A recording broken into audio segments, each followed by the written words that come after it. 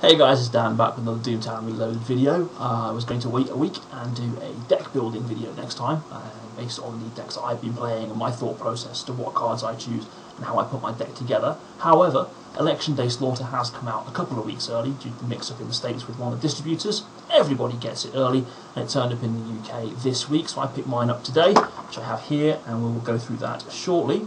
I also managed to get my hands on a Deputy kit.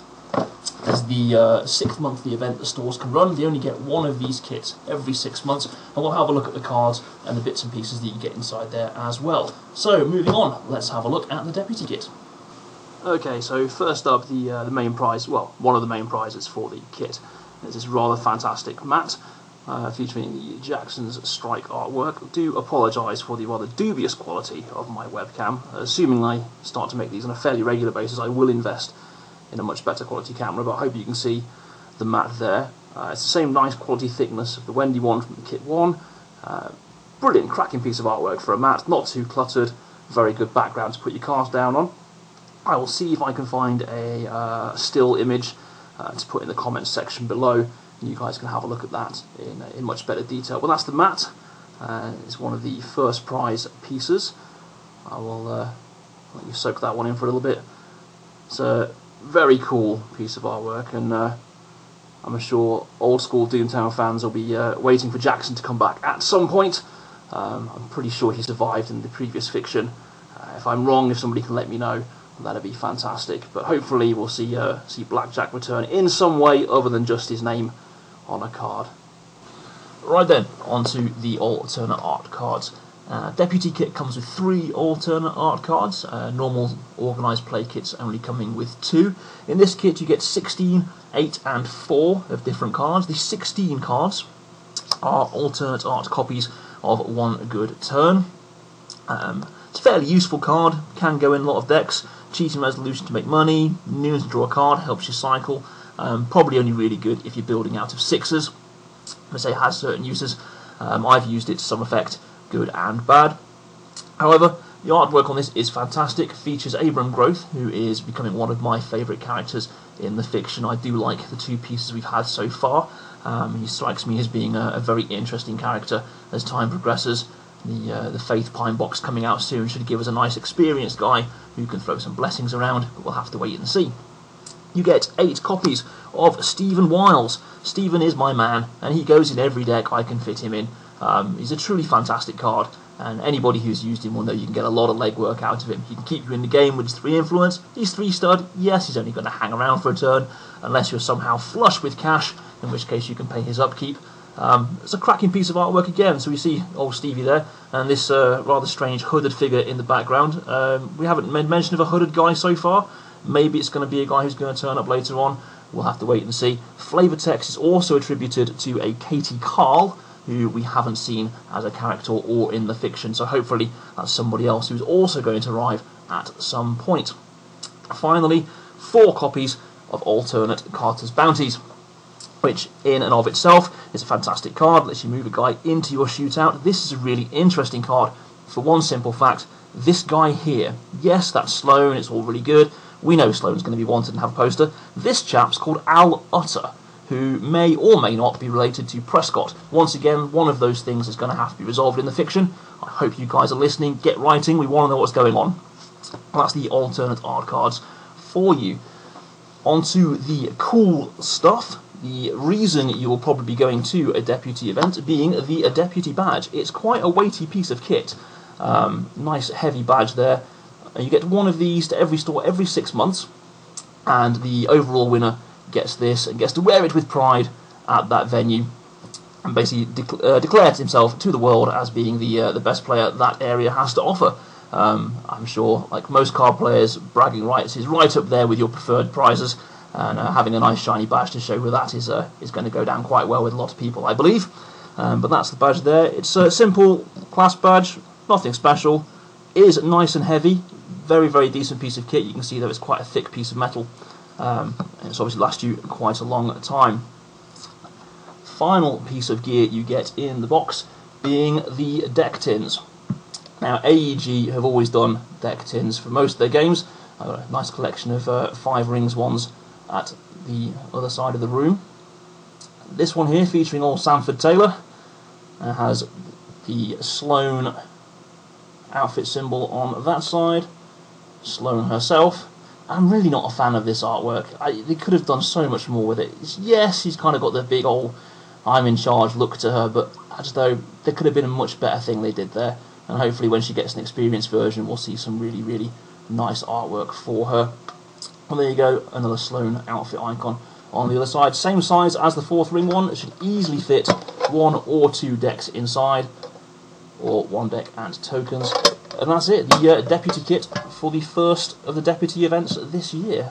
First one of these is in Manchester on the 14th, and I believe as kits are rolling in around the country, people will be updating their events accordingly. I should run mine on the 7th of March, most likely. As and when that comes round, I'll do another video giving a list of UK events, showing you where you can go and get this lovely piece of kit. That is it. On to the expansion now, onto the Saddlebag. Obviously these have all been spoiled, I'm sure you've already looked through them all, but I'll go through the cards anyway because there's some really nice bits and pieces in there, and I'll give you my thoughts and ideas and show you what I think. Okay, trying something different this time with the box. I thought we'd go through the pack breakdown first. You'll see immediately looking at this, and the reason I've chosen this pack to start doing it this way is there's a very, very, very wide spread of different values here. The last couple of packs have had 2 or 3, 4 values and several cards of each. This one is spread out across the board, and I believe there is, barring a jack, everything from ace through to king, so a nice spread of things there.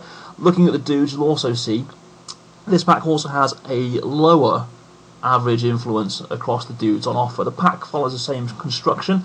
There's 2 4th ring, 2 Sloane, 2 Morgan, 2 Law Dogs and 3 Drifters, so everybody gets at least 2 cards. The influence across the board though is a lot lower. Quite a lot of studs in this pack. We come with 5 studs, and not a bad selection of bullets either, a couple of 2s and a 3 in there. Yeah, you'll notice that one is a Morgan 3, and we'll have a look at him in a bit. Looks quite promising once we get there. 3 events, 2 deeds, and a selection of goods cards. Goods cards come as 2 goods, 1 gadget and 2 hexes. I am excited about this particular card, Puppet. I'll explain why when we get there. But that's the pack on a quick overview. Give me 2 seconds to get these put back in order, and we'll go through and we'll do a card by card analysis. Okay, on to the individual cards. I have noticed that this mat is fantastic with a nice little frame for putting cards in, so we'll be using that for the rest of the video. The bunny is sadly retired from this particular review. Okay, on to the dudes then, starting with a 4th ring. We'll start with the Brute. I like this card. Some very, very good interactions across the board for things you can do with this. He's got fantastic numbers all round for his cost. I mean, he only costs 2. Very easy to start in your posse. I don't think there's any reason why you wouldn't, given a choice. 0 upkeep. Means he's going to hang around for quite a while, nothing to be worried about. Only the 1 draw. He's not there to be aggressive, he's a very defensive card. 0 influence means you don't care if he dies, and that's good, because you want him to. Very simple. If he's aced as a casualty in a shootout, you reduce your further casualties by 2. The Brute is effectively 4 casualties. It's fantastic. Yes, currently 4th ring decks are shooter heavy, and they're going to be looking to try and win as many shootouts as possible, but this opens the door for some other options. Lower draw structures maybe, maybe not being stuck into just 3 or 4 values, spreading yourself around, getting to play with some of the new hexes. You're not necessarily going to win as many shootouts as the current decks will, so having a guy who can soak 4 casualties is definitely going to be a boon for your deck. The fact he's the Abomination is really good as well. Raising Hell suddenly becomes a fantastic card with this chap. So Raising Hell is a hex from the core set which lets you bring an Abomination into play from Boot Hill by paying its cost. So by simply doing a pull for the Raising Hell, paying 2, you can put this guy back into play, who'll soak another 4 casualties for you. There's definitely going to be a deck here, probably a low ball winning 4th ring deck without a very strong shootout draw structure, that's going to see a lot of legwork out of this guy and bringing him back repeatedly. I don't think it's buildable now just yet. I think there needs to be other stuff to try and pull you away from Shadow Walk, Paralysis Mark, Soul Blast territory. But we'll see that happen eventually, and this guy is going to see a lot of play. Second on the fourth ring cards is an interesting card as well. I love both of the fourth ring characters in this pack. They're both good for their own independent reasons. So next up is Smiling Tom. Look at this. Look, Huckster 4. This is just nuts. Absolutely bonkers. He costs 7. You could start him very easily. Yes, he's got 2 upkeep, but I think for his stats, 2 draw, 2 stud even, 2 influence, 2 upkeep, I think I'd start this guy and see what we can get away with. Only downside being that you can only move from your home to somewhere else if another fourth ring guy is there. It has to be a fourth ring dude. So he basically he'll only follow his friends around. He's very insecure, is Smiling Tom. Other than that, he can always move home. Now, yes, you need somebody else to go there. If only we had a really cheap guy who is very simple to keep into play, who we can move around the board. It's like they planned it or something. There we are, Smiling Tom. What a fantastic card. Huckster 4, meaning your pull's going to be very, very consistent for all of your spells. Lets you then dip into some of the lower value hexes we've seen recently without taking too much of a hit. I cannot wait to start building decks with Tom. There's a lot of fun to be had here. And again, an Abomination, which is really cool. Lots more Abomination stuff. And with the recent fiction with Hawley showing his true form, I like where we're going with the circus, and I want to see some really, really cool and scary stuff come out of there. Very excited for the future of this faction. Next up, we have the Morgan Cattle Company guys. First of these is a mad scientist by the name of Dr. Arden Gilman. Arden is an interesting chap. He's a Soul Blast on a stick, effectively. He lets you start a Soul Blast in play without having to draw one. He's 1 upkeep. You'd probably pay that. 5 to start, so he's quite cheap to put into a posse. Mad Scientist 1, so he's not exactly bad at inventing stuff.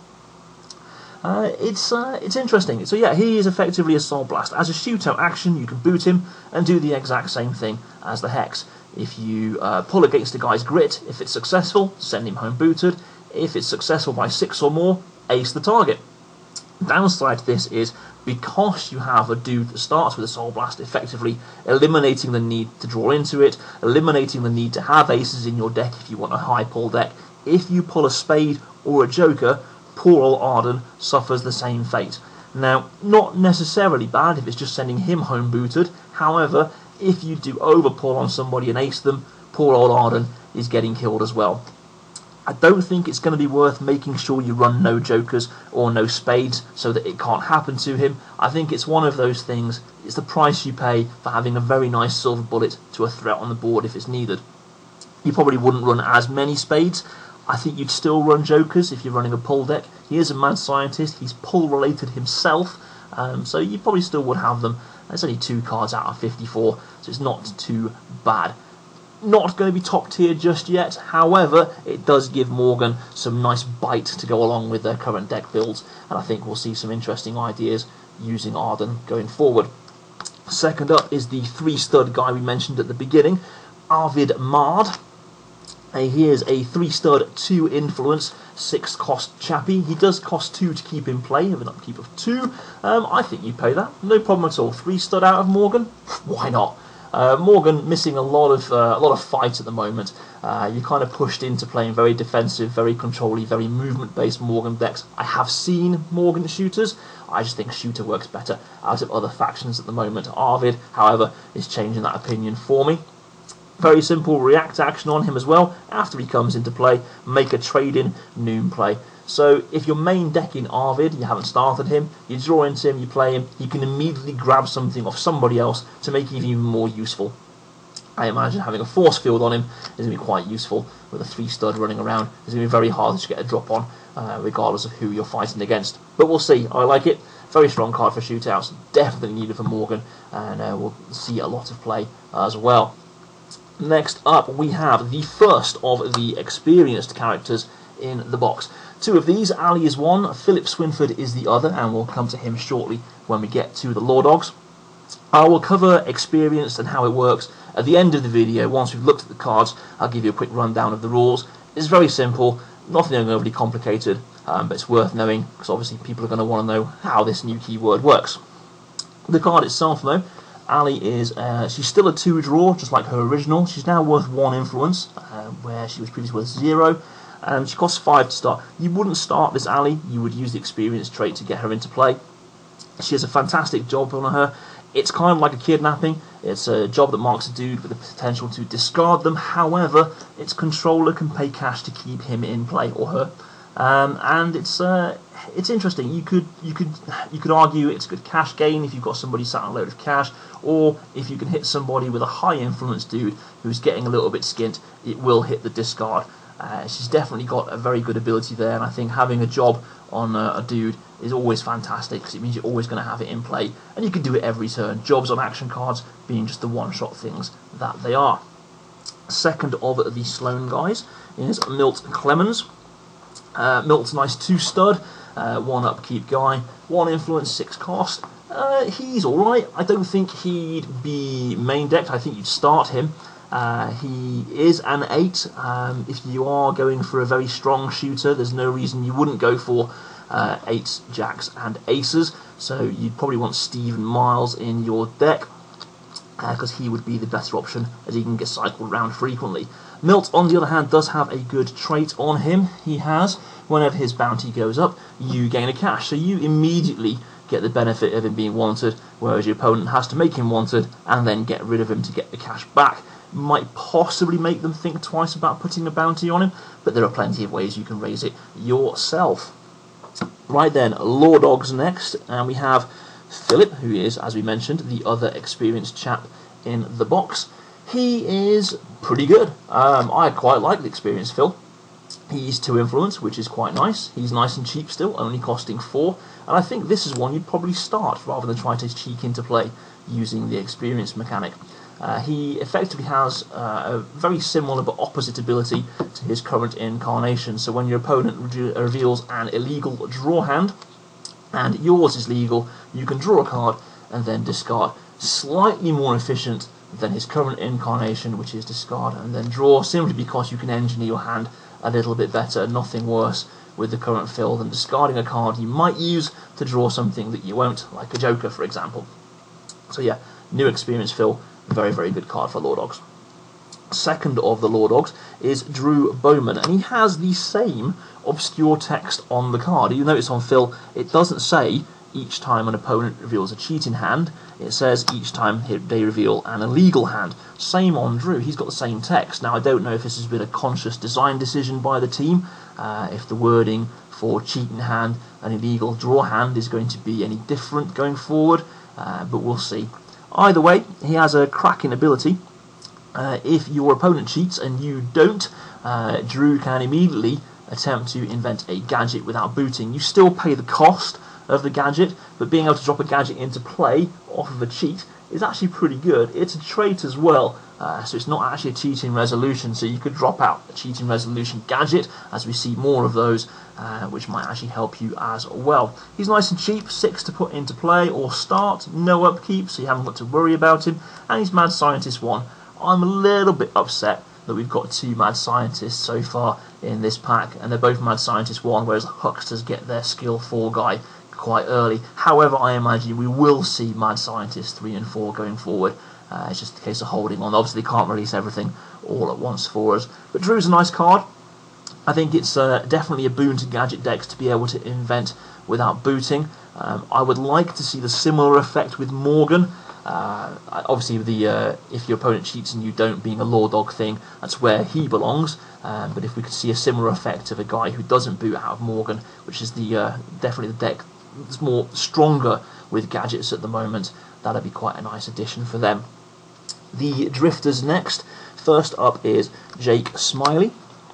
Jake's a nice cheap dude with a very cool sundown effect. He is 0 influence throughout the game until sundown, when he's worth 2 influence. He's a little bit like Stevie Wiles in that he keeps you in the game if it's getting a bit close. He's going to be one to play around. He's nice and cheap, only the 2 cost. I don't think you'd run multiple copies of him like you would Steve, simply because you can keep Jake in play. He's got 0 upkeep, he just runs around, and he's certainly a very good card to stop the very early rush decks. I think I mentioned in the last video, Sloan are getting very, very fast, and I can see Sloan pulling 4, 5, 6, maybe even 7 or 8 control points in turn 1 in some very good, quick games.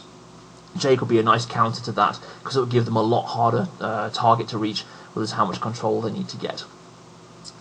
The second of the drifters is definitely one of the more interesting cards in the set, and he is the Quarterman. He's a gadget dude. I like it. I really like this idea. I think it's absolutely fantastic. One of the crucial things here you'll see is non-unique, which means you can have all 4 Quartermans in play if you're running 4. There's really no reason why you wouldn't, because they're fantastic. They're like a little cheap pain in the backside dude. They only cost 1 to invent. They've got 1 upkeep. That's probably the only downside to them if you were going to have all 4 running around. They're studs, which is good. Yes, they're only a 1 stud, and they've got no influence. But one of the really cool things about them is that they can't have their bullets lowered by card effects. They're immune to so many shootout cards and shootout abilities. You can't boot them either with cards. So you can't boot them with cards, you can't move him with a card. So he's immune to Wendy, he's immune to Pistol Whip, he's immune to Sun in Your Eyes. I think Sun in Your Eyes will still turn him into a draw. But, okay, you have to live with that, I suppose. But yeah, he's a fantastic little card, and I think he's going to be one that you're really going to have to think about playing around properly, because he's just going to mess with so many options we have available at the moment. And the other thing with him, although he is a dude, he does still have to be invented because he is a gadget. He's only difficulty 5. He's not going to be too difficult to invent. If you're starting a Mad Scientist 2, he can pull himself because he's a 3, which is always good. You don't want a card that can't make its own pull on a low value because it's just going to fail. And he basically comes into play at the same location as the Mad Scientist. He doesn't attach, he just comes into play and he can do his own thing. I cannot wait to build a deck with this. I'm massively excited to try this. I love what he brings to the game.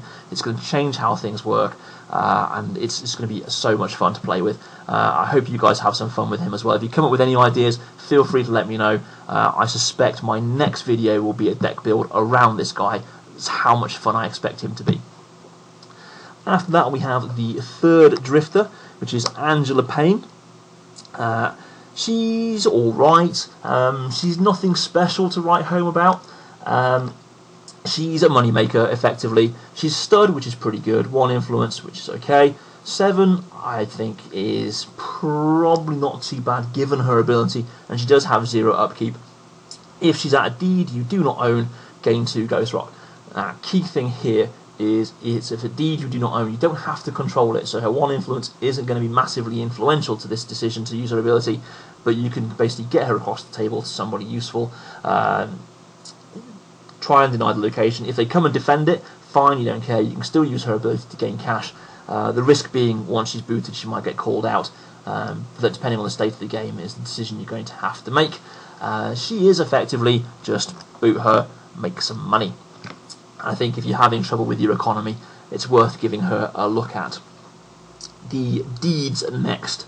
First up, as it is the election day, we have the Mayor's Office. Here's a 2 control point deed for 4 cash. I always like those numbers. Nice and cheap to get control points on the board, and 2 upkeep. If it had a blank text box, I'd be happy to play this, no problem at all. It's private, it's a government deed, and we have had cards that affect government deeds recently. Rafi from the previous chapter pack, the Newtown New Rules pack, has a government-based ability. It's an interesting card. It lets you raise or lower the influence of a dude at that or an adjacent location. I like the idea that it lowers a dude's influence at an adjacent location. There is, or will be, I can see a deck based around not trying to get as many control points as possible, but simply stripping your influence off you. So you have Blood Curse, Rumours, Hustings, and now this. It's very, very easy at this point to try and lower your opponent's influence to 0, maybe even just 1 or 2, and win the game, only by having 2 control points. I like it. Definitely going to be a combo piece for influence manipulation decks, and however, it will see play in those. It might be worth playing for now just because it has the 2 control points for so little cash, but we'll see going forward. Second of the 2 deeds in the pack is Hunter Protections, which has made its appearance in the fiction recently. It's a private deed, 0 control points. I like 0 control point locations, but only if they tend to have 2 or higher income. Makes your opponent make that decision. Do they deny you the cash for 0 control, or do they just let you have it? I think for just 1 cash, it's not going to be a difficult decision. However, it does have a very interesting ability. We're discussing that it'd be nice to have a more regular way to have a bounty raiser on the table, especially with people like Milton or the Ames brothers, who get better and better the more bounty they have. And it's very easy. Boot your guy without a control point that's already at this location and raise their bounty by 2, and they permanently get 1 control point. So whack it on Milton, his bounty goes up, you get cash, you also get a control point on Milton, and you know you further towards the game. Definitely going to be a key card in slow and rush decks. Not too sure about other decks, especially with the giving the bounty out, but we'll see. On to the goods cards. I'll do the hexes last because I want to talk about Puppet in more detail. So the first of the 2 generic goods cards is Evidence. Again, featuring our pal here, Philip Swinford. It's a cool card. I like it. Reduce a wanted dude's bounty to 0. It flat out takes all the bounty away. Yes, you've got to discard that card to do it, but if you've got a very aggressive bounty-slinging Law Dog deck coming after you who's making a guy wanted over and over and over again, trying to get a good cash windfall, it's definitely worth having a look at. Alternatively, you can pay a Ghost Rock to raise the bounty on a dude by 2 and then ace the card. And again, goes back to what we're talking about with the previous couple of cards. Having a way to raise the bounty on a guy on a regular basis is nice, especially when you've got cards that key off having a high bounty. I can see this being a very useful card for Law Dog, Sloan, maybe not so much for Morgan. They don't tend to worry about bounties or being wanted too much, maybe some 4th ring decks, but it's a very good card, definitely needed. It only costs 1 cash as well, so it's nice and cheap, and it's going to be a cool card to play around with. Second of the normal goods cards is Mayfair Family Deck. The first card that does what it does, which is it adds a ability keyword to a dude. Dude gains Huckster 0, which immediately means you can start attaching spells and throwing hexes around. The downside being, if the Mayfair Family Deck is discarded from play, all the hexes fall off. I don't see this seeing a lot of play. I think if you're going to run a hex deck, you're going to run Hucksters. There may well be potentially really cool things you could do with it. I suppose you could run Ticks in a 4th ring deck with a character you don't want to see die who doesn't happen to be a Huckster. Make him a Huckster and Ticks can save him with his ability. I think it's very clunky, and it'd be a very cute deck but not very competitive. I like the card, I like what it's trying to do, I just don't see it seeing a lot of play as it is. Onto the single gadget in the pack. This is a teleportation device. It's a long-winded text boxy card. A lot of stuff on this. It's difficulty 6. It's quite hard to invent. You're looking at higher pulls. I think gadget decks don't mind running down to as low as maybe value 4. Probably not much lower than that at the moment. It's an improvement, so it goes onto a deed that you control. It's worth pointing out that it is attached to a deed you control, not one you own. I'm not sure if there'll ever be a time where you put this on an opponent's deed, especially if they're going to aggressively come and take it back from you. But you never know, it might possibly raise its head at some point. The ability on there, so it's a repeat action. It costs you 1 cash every time you do it, and you can choose a deed at that location and pull. If it's a club, you have to discard the dude. Otherwise, you can move your dude to another location. It's basically a movement card. Lets you repeatedly move guys from here or whatever location it's attached to anywhere else. I don't like anything that says if the pull is a club. It precludes you from running too many action cards, and at the moment I just don't see that being a viable option. I did try it. We had the out of town deed with the control point that lets you make some cash. You've also got one of the Morgan guys who lets you do all sorts of other bits and pieces and shootouts. I forget his name off the top of my head. And there are cards that say if you pull a club, discard it or do something bad to it. I like it. I like where it's going. I just think it needs more to say basically, okay, I need to run very few or no actions, and there's just not enough trade-off there at the moment because some of the action cards are just so useful. Right then, the 2 hexes. We will have a look at summoning first. Summoning is a hex 5, costs you 2 cash. It's a job hex, which is quite nice. You can mark town square, and if the job succeeds, you can immediately play an abomination from your hand, reducing its cost by 6. I've established there are a couple of nice new abominations in this pack alone, plus the previous ones. Anything that lets you get guys back into play is always going to be useful.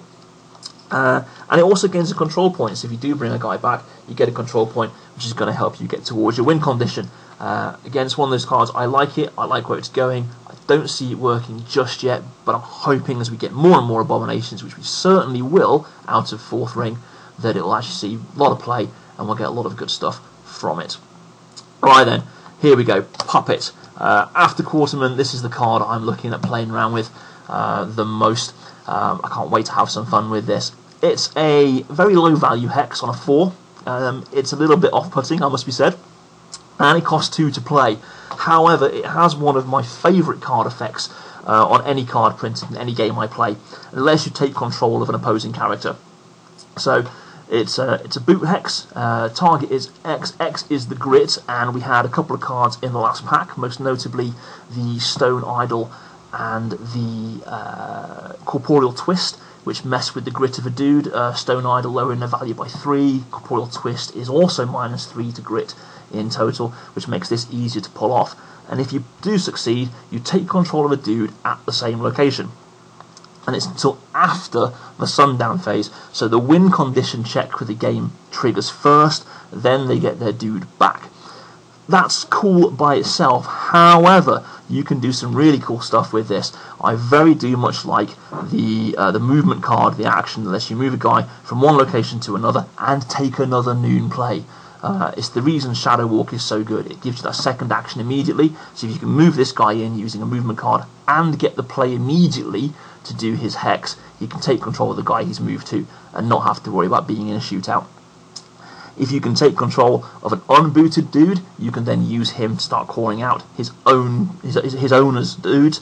Imagine, say you managed to pull this off and you got, I don't know, hold of a Wendy or a Prescott Utter. Imagine taking a Prescott Utter at a location with several Law Dogs, you know, making him a 3-bullet, 3-influence guy. You can actually start calling people out with Prescott, and your opponent's got a really hard decision then. He either declines to avoid killing his own guy, or he accepts and hopes that it's only simply just discard the guy from play, or even that you'll win and you can get rid of somebody like Travis or some other irrelevant character. But the cool thing here is, if I take control of your very good character, there's no guarantee I'm going to try and make a good hand when we draw. If I took control of, say, a 3-influence guy or a 3-stud guy, I would do my damnedest to play nothing but a high card or a pair to make you win so I can ace the guy I've taken control of, and then you can't have him back. It's a really good card. Yes, it's a low value. Yes, you're going to have to really build your deck around using it properly. I think it's going to be very rewarding when you pull it off, and I do encourage people to have a look at this and give this a go. And I will be running this on Saturday if you are coming to Stoke, so prepare yourselves. Right then, on to the actions. Last 3 cards in the pack, and you'll be pleased to know this rather long video this time is coming to an end. First up, we have Ridden Down. Is another horse-related action. You recall I was talking about horses previously, and I think I like the idea of horses. I like they're doing lots of stuff with them. This is almost the card we need to make horses a really viable option as a deck-building archetype. It's a very simple noon action. You boot a horse to send a dude without a horse home booted. I do like boot effects. I like go home effects. Anything that removes a threat from the table is always a good card. I don't think it's going to be the card I want it to be. Yes, it's a very strong option for horse decks, but at the moment I still think horses are overcosted. It should probably have been a little bit cheaper or slightly more useful, but we'll see. Going forward, the horse deck, the boot and scoot deck, is definitely going to be an option as soon as we see a couple more cards to give it a bit of oomph. We then have a Tail Between Your Legs. Really cool piece of art on Tail Between Your Legs. Obviously the aftermath of the Election Day Slaughter. So we've got Lucy here shooting at... I will not spoil it if you haven't read the fiction. The fiction in the Election Day Slaughter pack does tell you what's happening and who's responsible, but Lucy's obviously on their tail and making sure she knows what's going on. It's a very simple react. After you call somebody out and they accept, the guy who accepts must form their posse first, which is cool. It's any card that fundamentally changes how the game works is always good in my book. It makes you think a little bit more about what's going on. The marker also gets -2 bullets, so not only do you have to form your posse first, but I can cripple your good card. It actually means I can probably get away with calling out your 2 or 3 stud guy and not have to be as scared about the result as I might originally have been. And then we have Election Day Slaughter. If you want to read the fiction, if you want to find out what's going on by yourself, I would suggest pausing and turning off the video here, as I'm going to talk about the artwork on the card, the fiction, and also the card effect itself. So you have been warned. Moving on. Election Day Slaughter, the title card from the box. So let's start with the fiction and the artworks. The artwork, you will see here we have both of our mayoral candidates, or Wilbur down there, have both been shot, dead. So neither of them are the mayor. I think the issue we've had here is because of the distributor mix-up and the fact that we've had the pack earlier, has messed up a little with what we're going to know as far as the fiction's concerned. If one of the fiction guys can either drop a comment or contact me via Facebook and let me know what the plan is. Are we going to see a flood of fiction come to round out the story, or are you guys going to stick to the schedule you had previously? Just let us know exactly what's going on.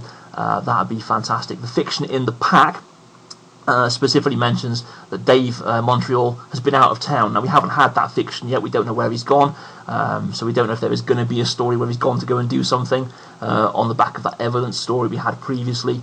There's a lot of stuff that's going to remain unexplained until we get the fiction for the whole of this chapter pack arc out of the way. We can see what's going on. But I do like the idea that this idea that we had Ivor Hawley's backed a pair of them, and they both ended up dead. And not necessarily for his doing either. It's actually quite interesting. I like what's happening here. Anyway, on to the card itself. I like it. It's a very powerful card, and it's going to become a pain for a lot of people. It's a job. You can mark a town square, and then each other player can unboot a dude in town. Not the town square, in town. So it's any deed that's not an out-of-town deed or your home or the town square, you can unboot a guy, which is good because it means they can then come and get involved. If the job is successful, every other player has to ace a dude in town. It's just so offensive, this card. It's absolutely bonkers. Yes, you can unboot a dude, but you have to. You're going to have to unboot a dude. You're going to have to defend this job, because if you don't and just let me have it, you're killing a guy anyway. I like it. It's going to force people's hands and get people into shootouts. We've already seen hustings come out, which is going to punish you for staying at home and not doing anything, and this is another one of those cards. I like we're seeing cards that are going to punish you for not doing anything. It's a very good card, and I think we'll see a lot of play, especially if we see a lot more control style dude slide, deed slide decks coming out. This is going to force their hand and get them into a shootout. At the moment, I'm putting my Morgan deck aside because my Morgan deck cannot pull better than a pair. On a good day, it could maybe be 2 pair, possibly. And this card scares the crap out of my deck for that, because I just know I'm going to get involved in a shootout I cannot possibly do anything about. But at least in the shootout, I can try and do something. I mean, the other option you've got is maybe play a heavy out-of-town deck, possibly, if you know this card's going to see appearance. It's certainly going to make you think more, and I do like that. So thank you very much for sticking with me for this one. It has been longer because we had the deputy kit, and I had to restart this damn thing 3 or 4 times, and eventually I'm going to figure out how to edit stuff I've already recorded so I don't have to, but that does get rid of our current video. We are done. Like I said, I am running an event on a Saturday. That's in a couple of days' time.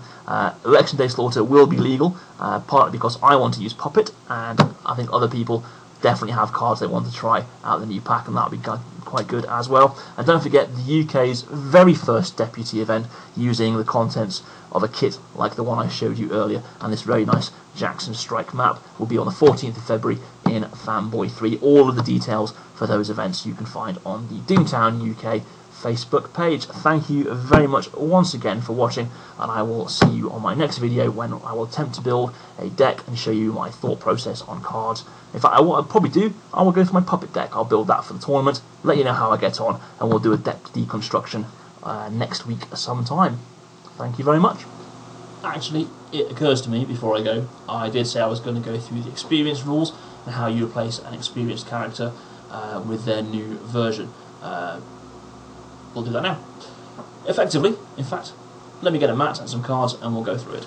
Okay, so here's Corset Ali Hensman, who sees a lot of starting play in a lot of Sloan decks. It seems the easiest one to do it with, and so we'll have a look. It's a very simple rule set.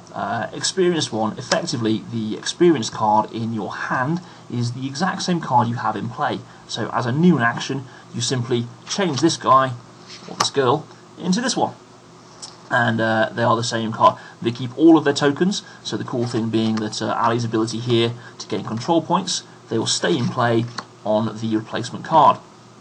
They obviously have better stats, you pay slightly more for them if you want to start them, but you don't have to pay to replace them. Ali in your hand can replace Ali on the table for free. The thing to bear in mind though is obviously, especially with Ali for example, you're going from 0 upkeep to 2. When doing the change, you can only change up or down one experience level. So you could go either way for these two girls. However, if we did eventually see Ali 2 or Ali 3, you'd have to put some thought into how you want to change your cards over, because you wouldn't be able to jump this girl all the way up to a more experienced version. And that is basically it. You keep all cards attached to you, all goods, all spells, if you happen to be a huckster or anything else, anything you've been given, tokens, and the same game state. Any effect that you have stays in place. So if you were to play Warpaint on this Ali and make her, for some obscure reason, a 5-draw Ali Hensman, this one would also be 5-draw. In essence, it's the same card. As far as the game is concerned, it's just changed its text box. Also maintains the same game state as far as boot or unbooted is concerned. So if you upgrade a booted or downgrade a booted Ali, you will come into play in the exact same position. So there we go. Nice and easy rules. I say it's not going to be massively important going forward at the moment. We only have the 2 experienced guys. However, we will see more as the game progresses, and I can't wait to see who gets the treatment next.